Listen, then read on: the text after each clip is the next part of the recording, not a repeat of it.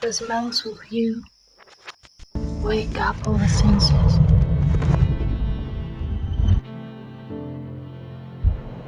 The taste of you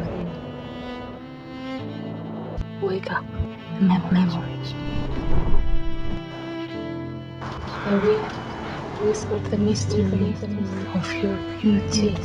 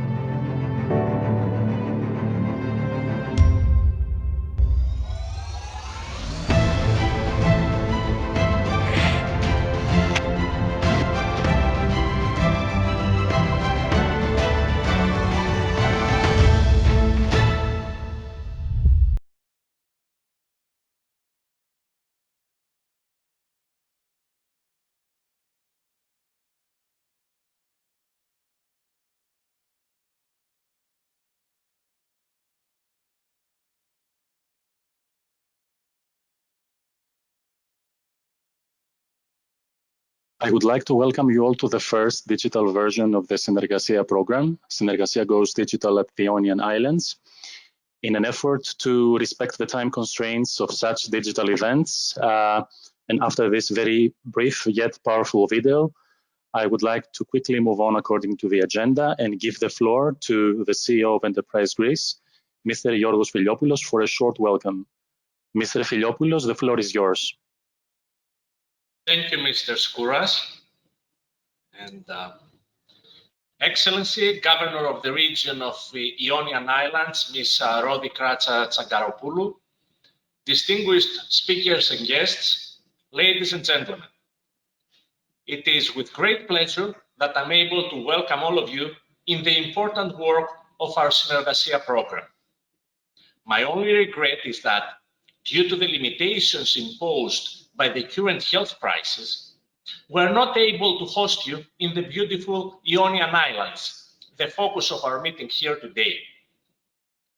In the last few months, we have witnessed many changes, but the prospects for Greece remain strong. Despite the coronavirus pandemic, Greece's underlying investment story remains intact, and the Greek government is pressing ahead with its reform agenda. Prior to the pandemic, the Greek economy had entered a growth phase. Our goal now is to resume the momentum and regain ground lost during the COVID crisis. Greece is going through an economic transformation, and investors are responding. We are seeing strong investor interest in key sectors, like energy and tourism, as well as in privatizations and infrastructure. And the Ionian Islands have major potential in several of these areas.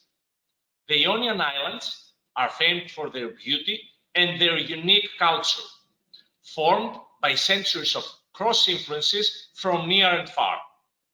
They have drawn inspiration from others, from Italy, from France, from England, to create their own distinctive tradition in food, music, and architecture.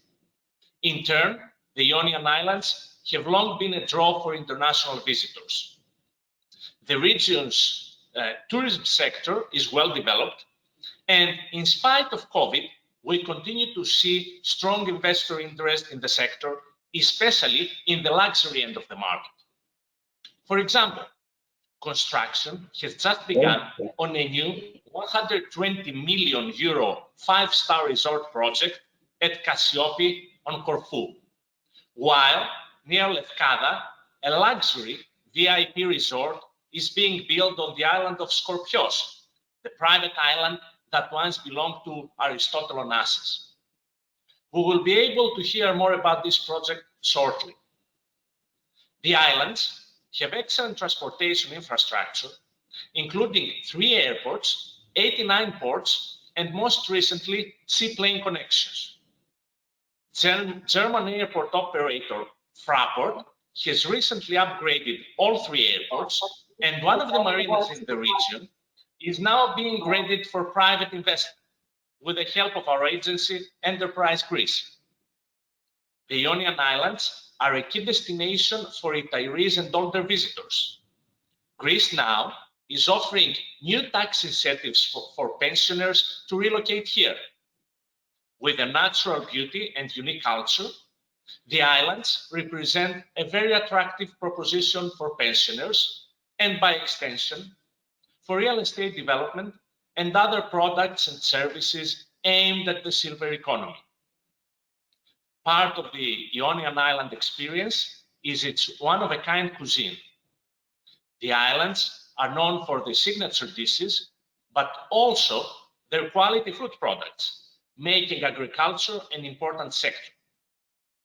The good transportation infrastructure facilitates exports, which likewise support the development of Ionian branded products abroad. I would also like to highlight here the potential for renewable energy. The Greek government is committed to sustainable development and has adopted ambitious goals to phase out lignite by 2028 and reduce the country's carbon emissions. Renewable energy will remain a growth sector for decades, and the Ionian Islands hold particular potential thanks to their geography and infrastructure. In today's program, you will have the opportunity to learn more about these wonderful islands and the economic potential they represent. Greece is going through a transformation and is building its new economy. Once again, I thank you for being here today and for being part of this journey. I would like here to extend my special thanks to the region of the Ionian Islands and the governor herself, and of course, the Agri-Food Partnership of the region for the close cooperation. Thank you so much. Thank you very much, Mr. Filiopoulos. And now we will move on with some welcome remarks by the governor of the region, Ms. Rodi Kratsa-Tsagaropoulou. Your Excellencies, ladies and gentlemen, I'm glad to welcome you to our webinar dedicated to the Ionian Islands with a particular focus on investment opportunities. Our special goal today is to introduce you to our agricultural products as well as our producers, people and commercial chambers who process them and export them all around the world. We would have loved to have you physically present in the Ionian region so you can experience local flavors and come in direct contact with our prosperous land and our commercial capabilities. We will be expecting you, however, after the end of the pandemic, and hope that today's event will be nonetheless an excellent introduction. I would like to thank Enterprise Greece for giving us the opportunity to hold today's webinar in collaboration with the Cooperative of Agricultural Products of Ionian Islands. The Ionian Islands are located in a safe geopolitical region and boast a rich, significant history as a crossroad of civilizations and a bridge between East and West. Their multicultural historical identity is what makes them unique and creates numerous opportunities for cooperation across different markets.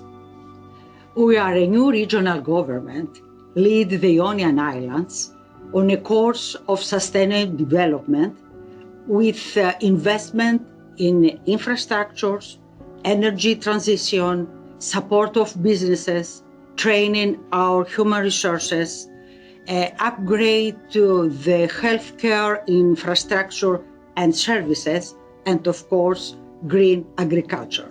Today is a chance for you to inform yourselves on a number of investment opportunities in the Ionian Islands and to further develop our bilateral relations. I wish you all the best for the rest of the webinar, and I look forward to meeting you in person in the near future.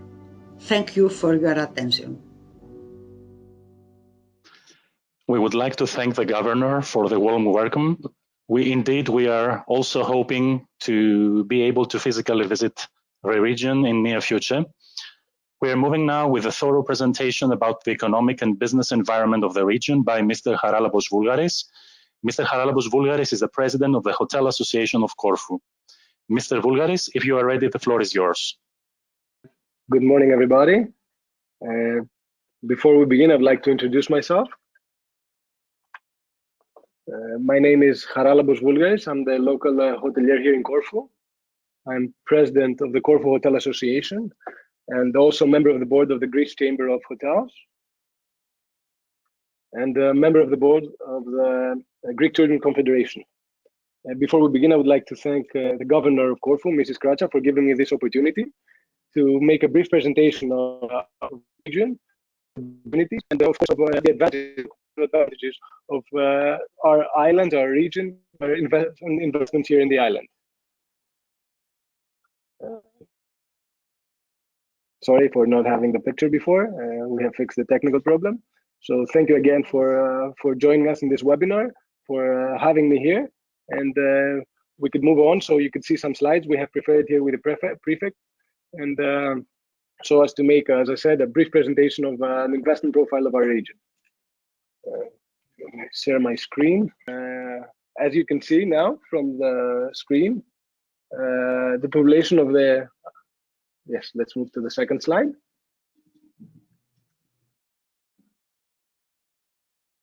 Yes, so I will start, as I said, with the profile of the region of the Ionian Islands, go on with showing our competitive advantages of our region, and will be followed by investment opportunities that we have here in our 7 islands.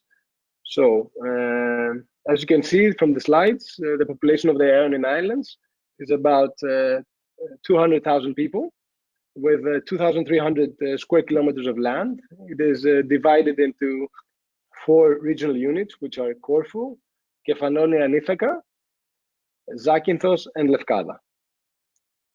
It also includes some small islands, very beautiful. You should definitely visit. It's Paxos, Othoni, Erikusa, Mathraki, Meganisi, Kalamos, and Kastos.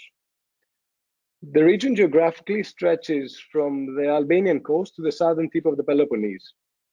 It has a strategic maritime location between the Greek and Italian mainland.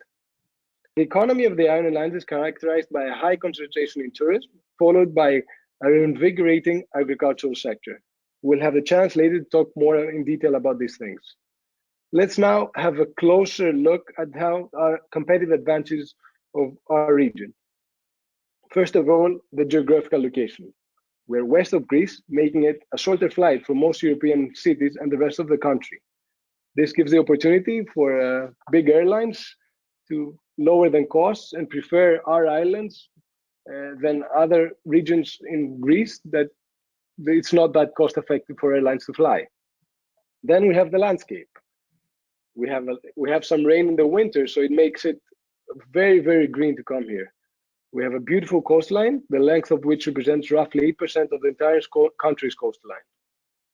We have beautiful ports, verdant coves, white sandy beaches, human scale landscapes, which in conjunction with the mild climate are optimal for marine tourism. The natural environment is also known for its rich fauna and flora, and also for the good conditions for both habitats and the ecosystems. In Zakynthos, we have the world-known habitat of the turtle Careta careta. In Kefalonia, the Park of Inos, with particular species of spear trees.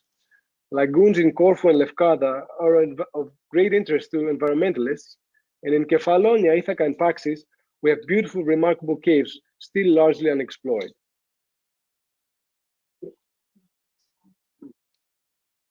We also have a very rich culture with archaeological museums, sites, old Christian churches, and of course, the UNESCO Heritage Old City of Corfu. Transport infrastructure. The region is served by 3 airports and operated by Fraport, 4 heliports, 89 ports, and 2 water airports, with more coming in the near future. Also, education and research are very important aspects of our region. And we have the Ionia University, which was founded in 1984 and is located in Corfu.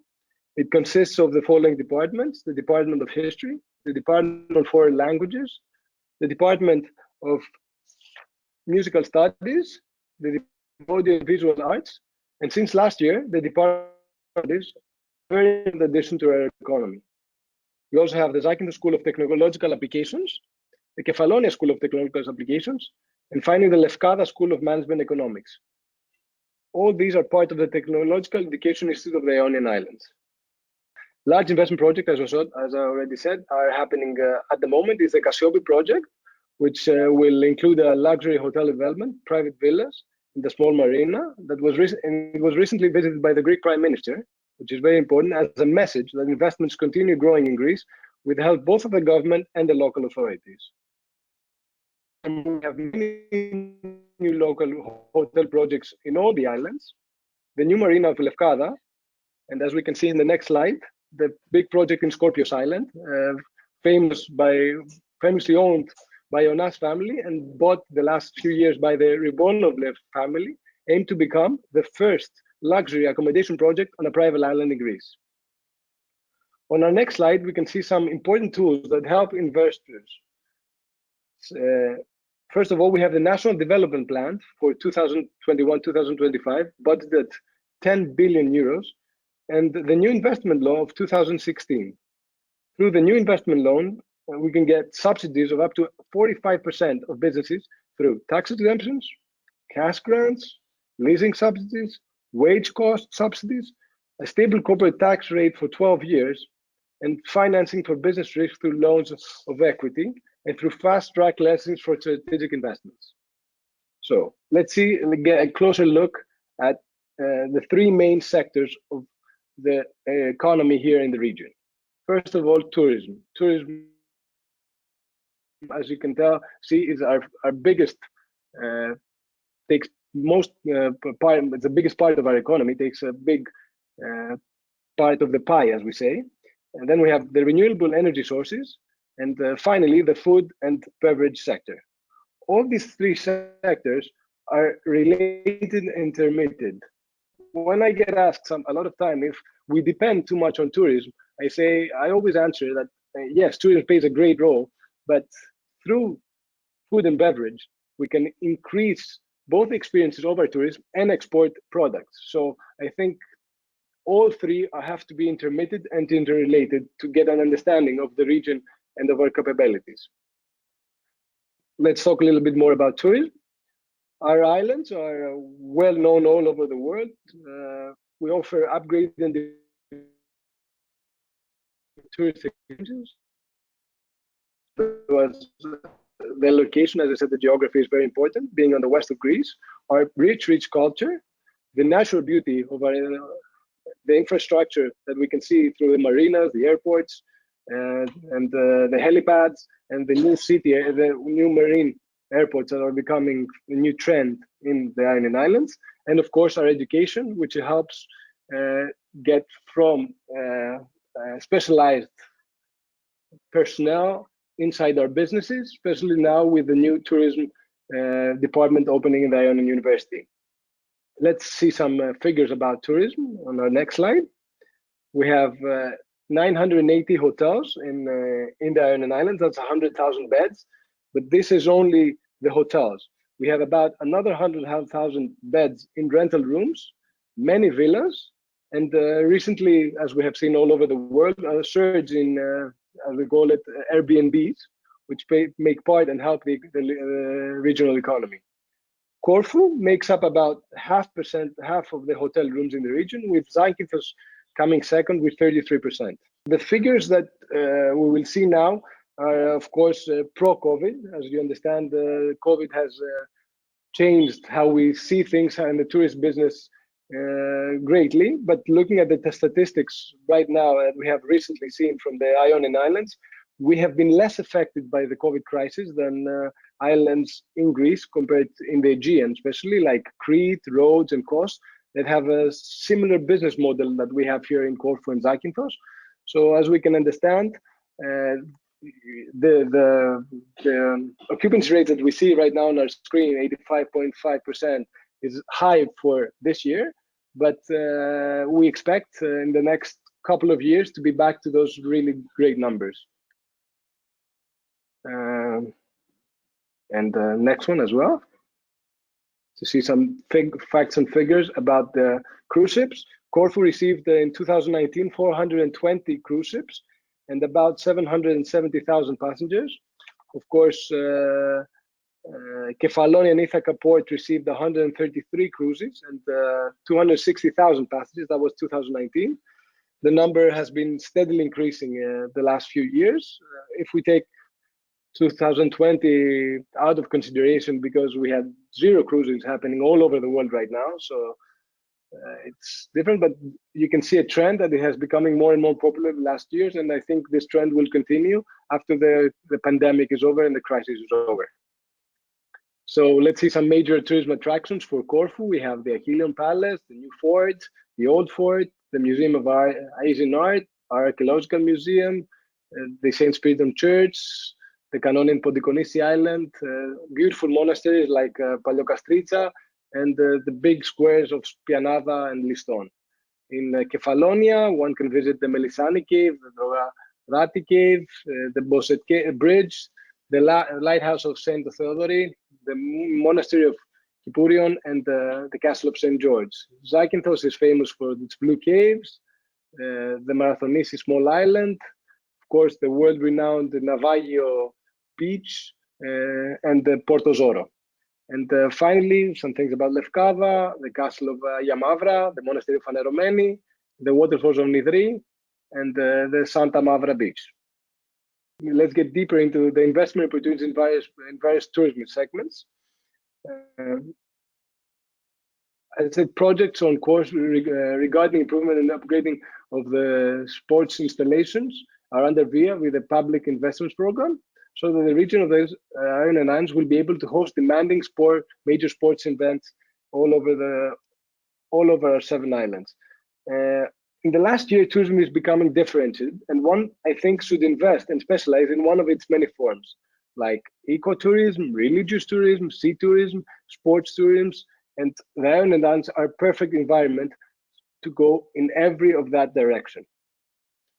Let's talk now about a little bit more about the renewable energy sources. We think it's an unexploited capacity. As you can see from the presentation, we will share this presentation with all our attendees through email after the presentation of this event to get a better look and see the statistics more closely. The solar energy capacity and the wind energy capacity is tremendous. Investments in renewable energy are subsidized by the government and heavily favored. So it has becoming, we can see more and more solar panels, more and more wind, I don't know what you call them, the wind panels, growing all over our islands. And it's becoming a real trend. And as I said, they're heavily subsidized by the government. So one should definitely look into investing in that part of the economy here in the 7 islands. We also have the Ministry of Development and Investments has tendered back in 2015 the exploration of 20 offshore blocks in the Ionian Islands, both with Crete, for deep sea oil and gas drilling. I think this will take some years to become a reality, but it is another investment opportunity for our islands and something we look forward to see happening in the future. Finally, on the next slide, we'll go on the food and agriculture as an investment opportunity. Despite the tourist development of the Ionian Islands, the inhabitants are still heavily involved in agriculture and continue the traditional activities related to this fertile land. With fertile soil, plenty of rain, and just the right amount of humidity, anything you plant here in the Ionian region takes root and grows. This ability saved the island's rural customer as well as our cuisine. Kefalonia, as we can see on the next slide, produces one of the best feta cheeses in Greece, and also a spicy cheese called Pretza. In Zakynthos, we have the ladotiri, which is cheese preserved in olive oil, which is simply delicious. You can't really beat Lefkada salami, the Corfu's noubulos, which is smoked cured pork, or Zakynthos pork shoulder. And then we have the rich butter, the raisins, the top quality olive oils, wines, fragrant breads made from local grains, potfuls of honey, and a large variety of fruits and vegetables. Our two main exports, though, are olive oil and wine. Ionian Islands have a great long history and tradition of olive cultivation. Corfu has about 4 million olive trees, some of them over 400 years old. We have award-winning brands of extra virgin olive oil from Corfu, Kefalonia, and Zakynthos. Next slide, please. And when it comes to wine, they're made from native and local grape varieties such as Orobola, Verjami, and Kakotrillis. There are only 3 PDO level appellations in the Ionian Islands, all of them from Kefalonia: Orobola, Moscato, and Mavrodaphne. These appellations all produce single varietal wines, with the dry white wines of Orobola of Kefalonia being by far the most famous wines over the Ionian Islands, which you can see in a lot of restaurants all over the world. And next time you see it on your menus, take the time and try it. Let's see some recent developments now, boosting the agricultural investments, like the Rural Development Program of 2014-2020, which focuses mainly on strengthening farm viability and competitiveness, preserving and enhancing ecosystems, and fostering the local development in rural areas. Also, a lot of investments have been made recently in unique products, such as the global famous wines, which I talked about before, the dairy industry, and the organic bio-livestock industry. Please, on the next slide.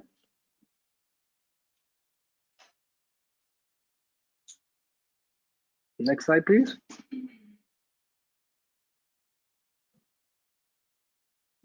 Dear Mr. Vulgaris, could you please repeat this slide from the beginning, because I think that for a little it was lost. Thank you.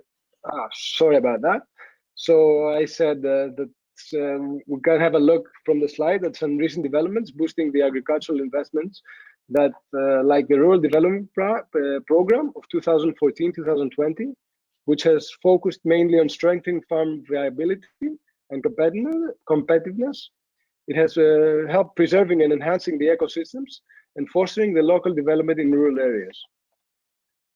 There have been investments recently in unique products, such as the global famous wines, which I talked about earlier, the dairy industry, and the organic bio-livestock industry.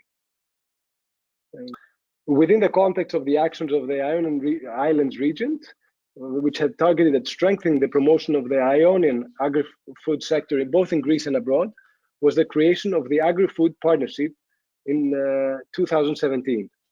The Agri-Food Partnership in the Ionian Islands region is a non-governmental organization, as its members are both public and private organizations, related to the agri-food sector. Its aim is to promote the primary sector, to preserve natural environment in the region of the Ionian Islands, and to highlight and promote the Ionian products through national and international exhibitions. Also, it aims to inform the farmers about the EU and national funding opportunities for agriculture in order to find an appropriate grant program. We have seen this as a major problem the last few years, that a lot of farmers or people involved in agriculture couldn't get specific information about the grants, and through the agri-food partnership, they have found a tool to interconnect with all these programs. I will close my presentation by saying that we all here in the Islands, representing both the private and the public sectors, work really hard to keep up with the new trends through innovation and through new technologies. But at the same time, we want to protect our long tradition and moral values. Please come and invest in our region, and thank you very much for your time. Thank you very much, Mr. Voulgaris, for your very insightful presentation. I'm sure and I hope that it will instigate some comments and questions by the audience. I would like to take this opportunity also and remind to the audience that we are always throughout the process of this digital event accepting your comments and questions through the chat room. So you can always send them and we will make sure to share them with the speakers. Now it's time to move on with a successful investment testimonial by Ms. Corina Grafanaki. Hello, I'm Corina Grafanaki. I'm a corporate attorney and managing partner here at CFGA. And today I will share with you a testimony of our success story with a rather unique investment case in Greece.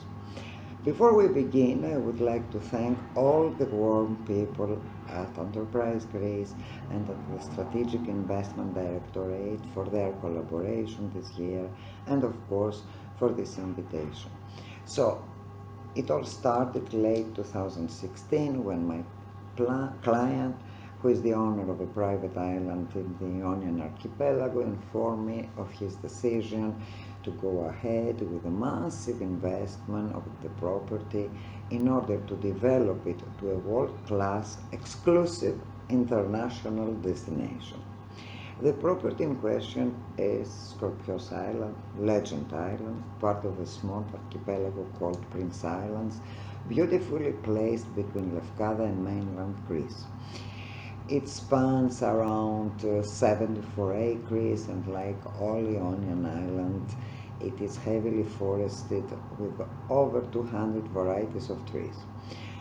So, a team of experts was created and the journey began. The task was to examine the feasibility of this visionary project. Myself and my team at CFGA law firm used their technical input to firstly form the high-level vision and overall strategy of the project, and to then turn that vision into reality with specific milestones, requirements, and of course the appropriate legal framework. Back then, I remember most people would say to me that Greece was an unattractive country to invest, or that the Greek bureaucracy is slow and full of dead ends. But my client strongly believed in his vision, and in turn, I strongly believe that a legal solution could be found to implement his vision to the full extent.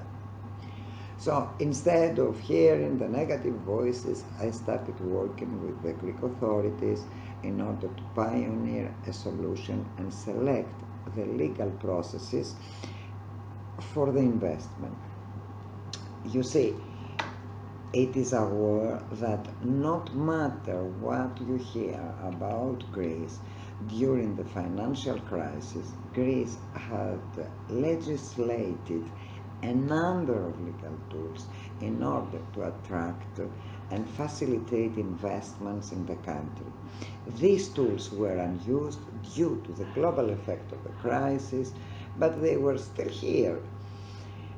In our project, the tool that we ended up using was the classification of the investment as strategic based on the respective provision of the Greek legislation. The strategic classification is awarded to large productive investment, which have a positive impact to the national economy in both quantity and quality. Tourism is among the larger contributors to the Greek economy, directly and indirectly, so the creation of such a unique touristic product seems very fitting.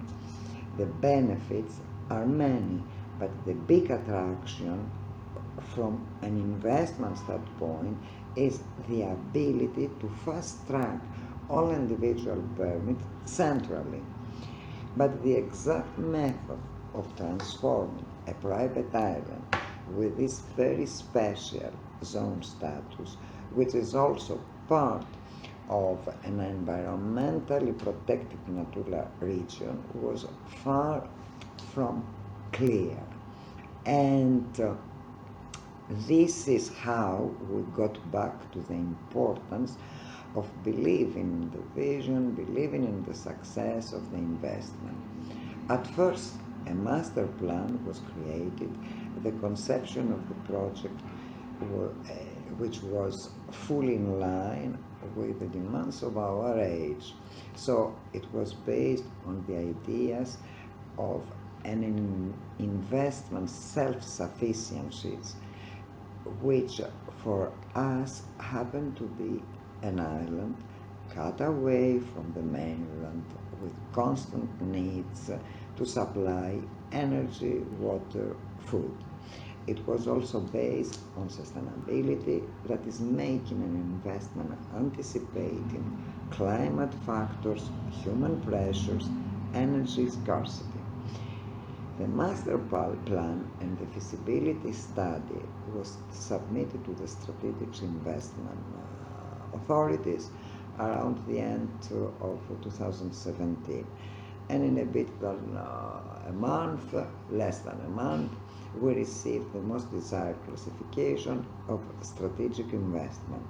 This classification opens the door to further legal tools and benefit, and our next milestone was to make use of the very useful tool of special zone plan called SHASE for the island. This was the real work for us, since the special zone plan would give a zoning identity to the island for the first time in its history, with a touristic use, of course, and allows us to anticipate the commencement of the work in a few months, in the next months. The conclusion of the process is the issuance of a presidential decree in 2019, which gives the investor the highest legal security for the project. I cannot deny that it was a complex process, but at the same time the project itself was very complex. It contains significant construction, expansion of an existing port installation, licensing of a heliport, sport facilities, massive landscaping, all taking place in a spread out area, having to respect all law for forest and foreshore limits, and involving one way or another the competence of all Greek ministries. But we made it. My client allowed the Greek authorities to take the necessary time. We were all conscious that what we are doing here is a pioneer project in Greece, in one of the most beautiful regions in the Mediterranean. And we made it because we got two things right. First, we understood the importance of the environment, and most importantly, we followed the processes of environmental permitting. Anyone who wants to invest in the Ionian Island must embrace the unique features of the region, the environment, the crystal clear waters, the imposing cliffs, the forests which go all the way to the beach. These are the real resources of the region. They must be elevated, promoted, but they must also be protected because they are the lifeline of all long-term investments. The same happened to all the other region because the environmental legislation is the approval of the environmental project is the first thing that an investor must take care of. So my client gave strong instruction to the consulting team to be always ready to prepare and to provide all necessary material for the project to the authorities.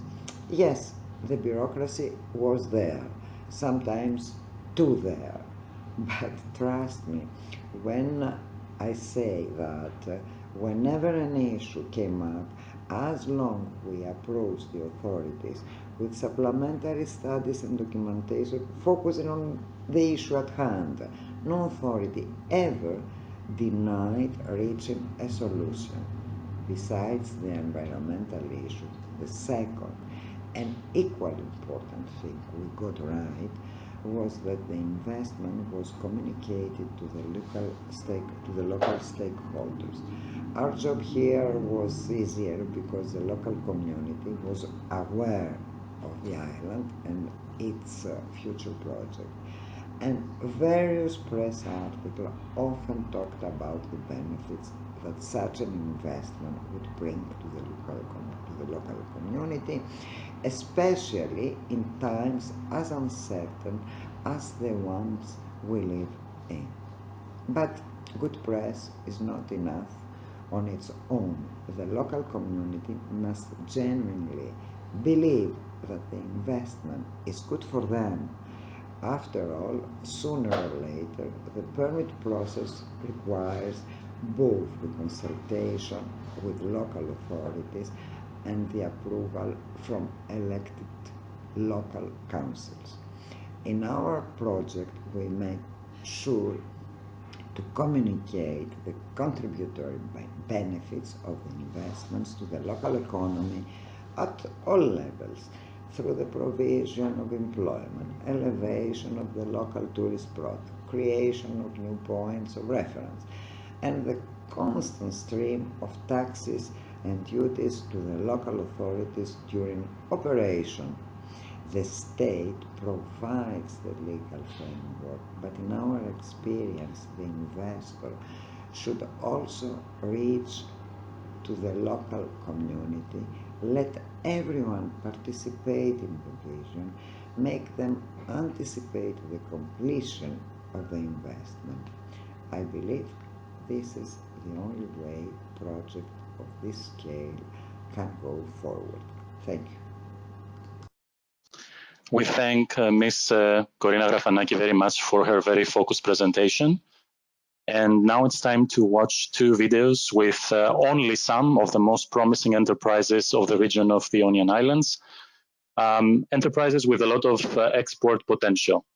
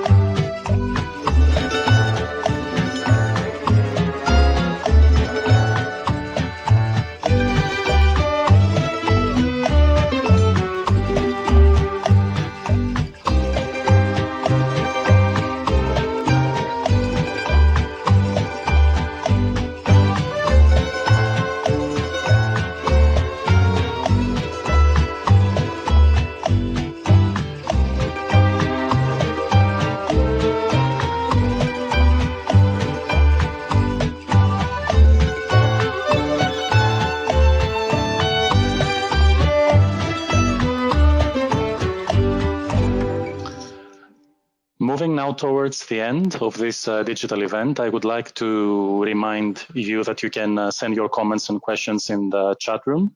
They are always highly welcome. If Mr. Ipsiladis and Mr. Vulgaris are available, I would like to address them some first questions. Of course, the region of the Ionian Islands is a recipient of huge tourism flows, and we saw the numbers about that. At least this was the case before the pandemic. Have you noticed in your capacity, Mr. Vulgaris, as president of the Hotel Association, or organizing yourself or with teams in the region, any specific and focused traveling packages based on current trends, like packages focused specifically on food, on elderly people, on families, for instance, or it's just mass of tourism coming to the island? Thank you.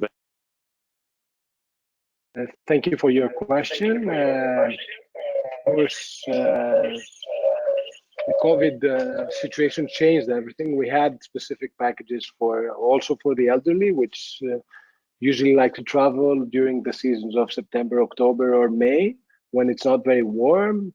But as I said in my presentation, Corfu and the Ionian Islands can focus on many different trends of tourism, like religious tourism, sports tourism. This year changed everything.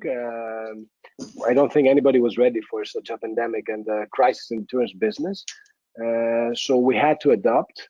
We had to change our packages to mostly attract younger populations, which were easier to travel. Of course, we had to change our prices and become more flexible for cancellations, and it can happen last minute. And then we had to focus on specific markets which were open to the travel, and due to the restrictions in most of European cities, countries, and of course they closed outside the EU, which most countries had to close down. So it has been an adaptive season. It has been a difficult season. As I said, Greece did very well during the pandemic, and that had an effect on our tourism arrivals compared to other countries like Turkey or Spain. But it has been difficult. We have adapted. Our goal is for the season 2021 to be back to our normality. That it's not only up to us. Of course, we need a vaccine, as everybody knows, for things to be back to normal. But we're here. We have educated our staff, educated ourselves on how to deal with the pandemic. So for next year, we're going to be more ready. The hotels did a great job in training their personnel and keeping the hygiene protocols in a level. As I can tell you from the statistics we got from the government, from the checks that happened for COVID for personnel in the hotel, in more than 4,000 tests, we had, I think, 2 positive results of COVID. So you can understand that we did a great job in protecting our staff, and our staff did a great job protecting our clients. But as you said, it's a hard season. We had to adapt. We had to see who can travel more, who we can attract this year, and we focused on all our efforts into first being safe, and then not losing the Greek philoxenia, which is very important. And I think we did a good job, and we're ready to prepare for next year, where hopefully we can be open to everybody. Thank you very much, Mr. Voulgaris. I'm receiving some comments and questions concerning the how well organized were the presentations, and some questions whether these presentations will be available to the audience. I would like to answer that, since this is something that Enterprise Greece will do. Yes, the presentations will all be available. Also, the digital event itself is being recorded, so it will be uploaded on our website. I'm having another question for Mr. Voulgaris. You mentioned the Rural Development Program in your presentation on farm viability and competitiveness. How has the new generation in the region has welcomed the actions taken under this program? Is it a program based on specific actions, on training to the young generation? Are there any special motives or incentives that have been taken into consideration for that? What about this question? I would like to give the floor for these questions to Mr. Ypsilandis, who's sitting next to me, because he is the expert in the agro sector of the economy. Good morning to all of you. I'm Dr. Ypsilandis Kostas, the General Manager of Ionian Islands, of the region of Ionia Islands.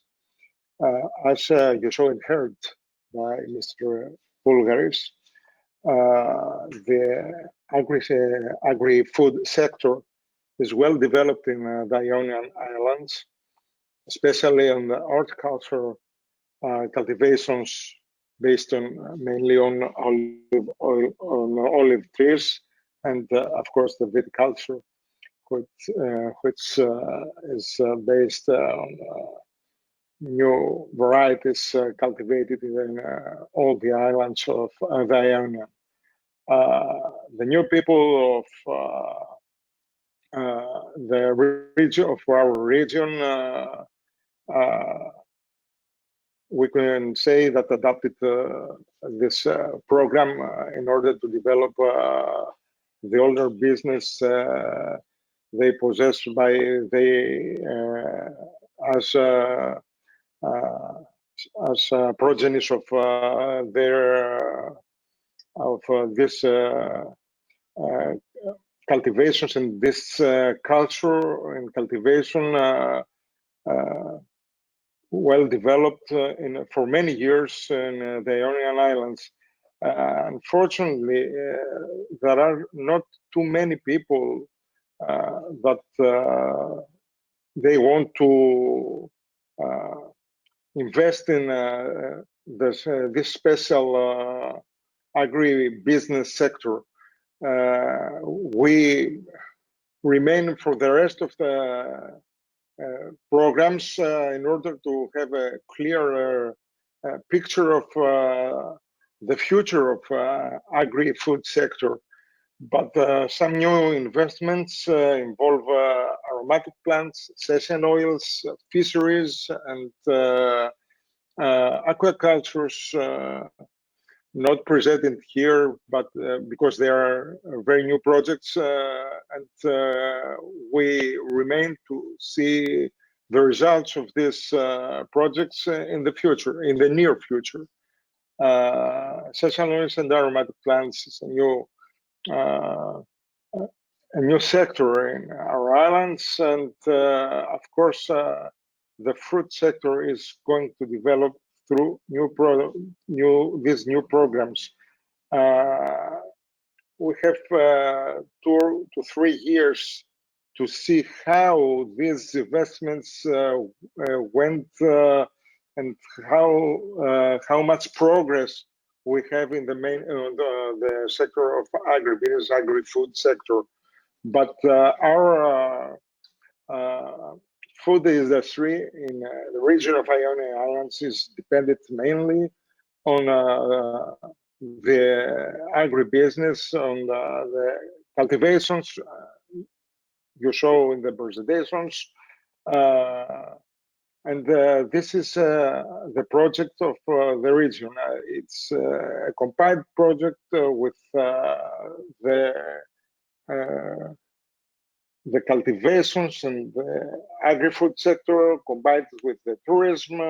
We want to see in the Ionian Islands investors wait to come invest on both sectors, and of course we don't want only visitors and tourists. We want travelers to feel and have a Greek philoxenia, as Mr. Vulgaris said, not only tourists, because it's a combined sector, as you saw in the presentations. Thank you. I have another question. Thanks for this question. Are there any exports of olive oil to African countries? Probably I should repeat. Are there any exports of olive oil to African countries from the region?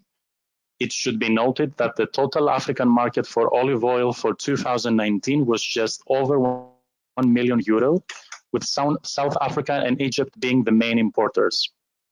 Your comments. We have some exports only mainly in the European countries. Don't have the picture, a clear picture for exports being that are running to African countries. I don't have a clear picture. I only have the picture for European countries. Unfortunately, I don't have. I cannot answer for sure that questions concerning African countries.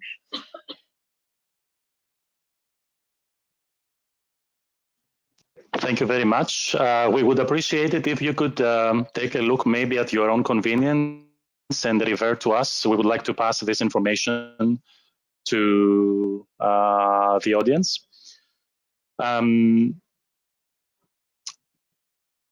Let us wait for a minute. Thank you very much, Mr. Ipsiladis. Yes. Let us wait a little bit more if we have any more comments or questions.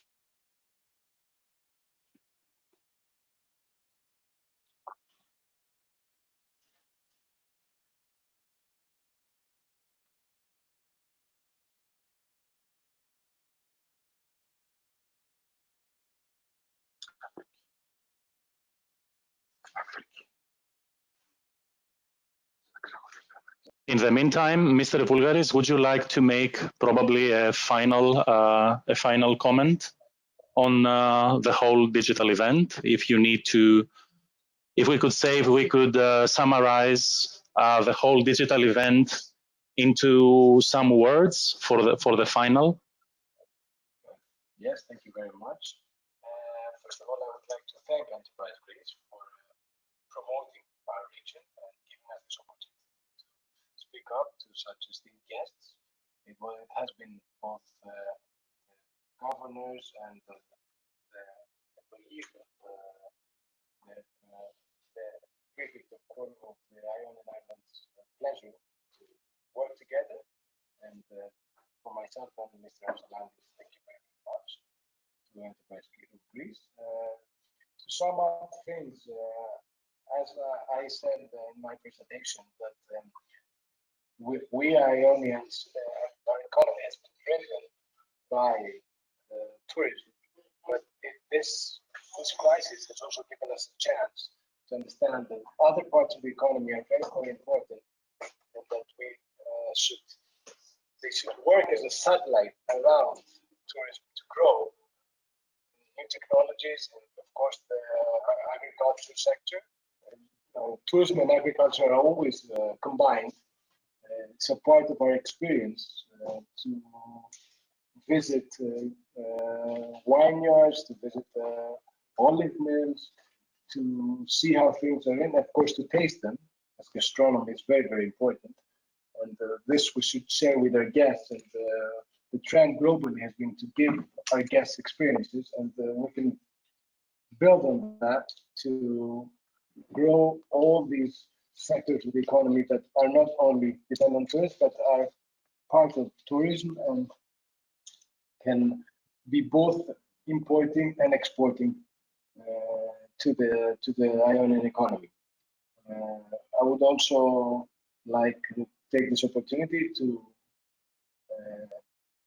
tell our guests that we are here, the new government of Greece, the local authorities, the prefect of Corfu, the municipalities of Corfu and the Ionian Islands are here to promote investments. There have been a lot of steps made the last years to decrease the amount of bureaucracy. The lawyer for Scorpios told us before, but we look into helping investments happen. And me as a businessman I've been doing some new projects, and I can see that hands-on things are happening faster. Personnel in the public sector are here to help. They see investments in a good manner, and they're here to help us move things forward, and things are important to happen. There have been tools, as I said, some in the presentation, to help drive investments up. We should all be aware of this. This is important. First, to be aware of these new tools, and then to use them. So I think please come visit when this pandemic is over. As Honorable Ms. Kratsa said, we're here to welcome you. You can stay in our hotels, and you can see how investments are driving the economy up in all these sectors. And again, thank you for the opportunity. Thank you very, very much, Mr. Vulgaris. Indeed, that's what we all hope for. Moving towards the end, I would like to thank you, everyone, for your participation and attendance. I would like to extend a specific thanks to the Agri-Food Partnership team, the region of the Ionian Islands, and of course our esteemed speakers. We are grateful for your support and active participation in this event, and we look forward for the next. Thank you very much.